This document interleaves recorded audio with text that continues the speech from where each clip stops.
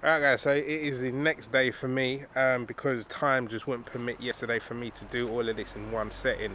So I'm back in the morning to crack on with it. To be honest, I'm just glad that the solar panels are just still there. I think that's going to be my paranoia from now on. Every time I come to the garage, is the solar panel still there? But nah, it should be fine anyway. Shouldn't be a problem. But anyway, let's crack on to the next task, which is the board which I'm going to mount everything to. So what I'm going to do is I'm going to try and use up as much material and bits and pieces what I've already got in the garage, guys, because it saves a bit of money, plus it helps tidy up the garage just to get things gone. So I had this bit of board lying about. It is a nice cut and it is the perfect size to mount everything on, and it leaves a little bit of room to space everything out, blah blah blah. So what I've done is I've gone ahead and put a few bits of wood on the back of it, up the top, in the middle and down the bottom, just to bring it away from the wall a bit, so that when I run the wires and everything I can tuck it behind it and then run it down towards the batteries and whatnot, and it would look somewhat more neat and tidy. So on that board, what I'm going to put on there is the two inverters, which will give me my plugs to use, and the control box which everything will be connected up to, well, through. And then we'll take that board, and then I'll probably put it up on that wall, guys, to be honest, and it'll be good on that wall because it'll be up off the floor and out of the way as best as possible. And you can see the cable which is coming down from the solar panel, or the spare cable that runs right down here, and it will go right down directly to the back of that board. So yeah, that's the next plan of action, guys. So yeah, let's get cracking. Let's go.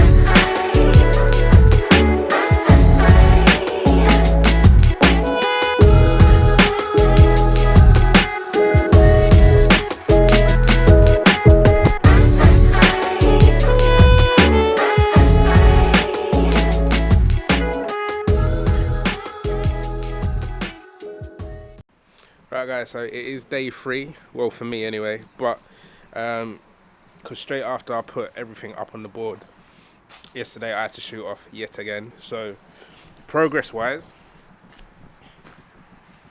everything's up on the board, nothing's wired up as yet, which is fine, we'll get to that, but everything's up on the board. It's all nice and firm, inverters are up, the control box is up, everything's good.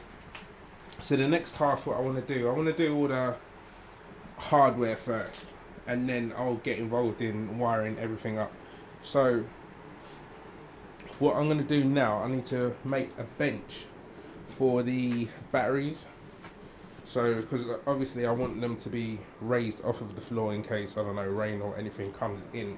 So I've cleared a space there, so the batteries will live directly underneath. So that's where the batteries are going to go. Again, guys, I'm just trying to be as resourceful as possible and just use what I have, rather than going out there and buying bits and pieces. etc, etc. So what I'm going to do, I'm going to use 2 old axle stands which I've had for ages and I hardly even use them, and I'm going to try and make a bench out of them. I mean, even if I want to use them again, I can. It's not an issue, but what I'm going to do is basically use these as 2 legs. I'm going to use a bit of wood which I've had laying about. It should be thick enough, it should be strong enough, but I've got another bit of wood what I might just put underneath the bottom section just to give it that little bit more strength in the middle. I might bring them legs a little bit closer together, so the wood doesn't want to bow anytime soon. And then that should go over in that corner, just to make it a little bit more firmer as well. What I may do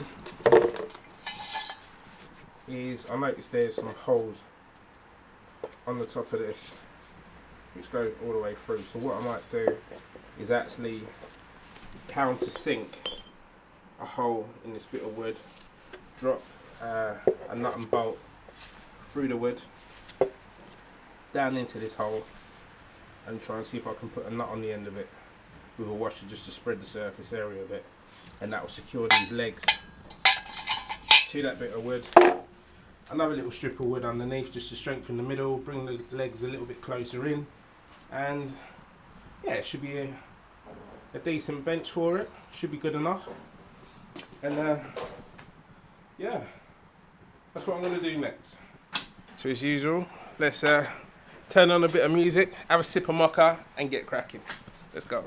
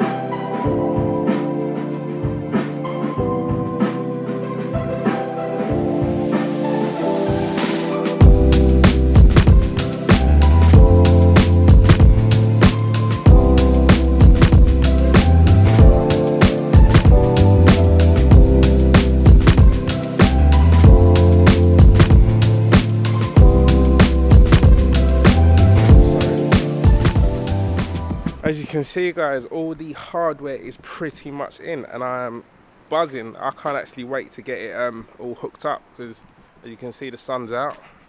So it would actually be a good time for this to be switched on, but we just have to hold fire until I finish wiring it up. That is all that's left to do, is literally just wire it up now. But all the hardware's in and it's all good. So guys, I'm going to end the video there. I hope you've enjoyed part 2 of my garage solar panel installation. Believe it or not, despite going up on the roof, I'm actually enjoying putting this kit in myself. If you haven't already done so, please feel free to check out part 1, because part 2 will make more sense to you. And please look forward to part 3, which will be on its way real soon. Don't forget to like, comment if it's positive, and subscribe to the channel is massively important. And I will catch you in the next one, guys. Peace.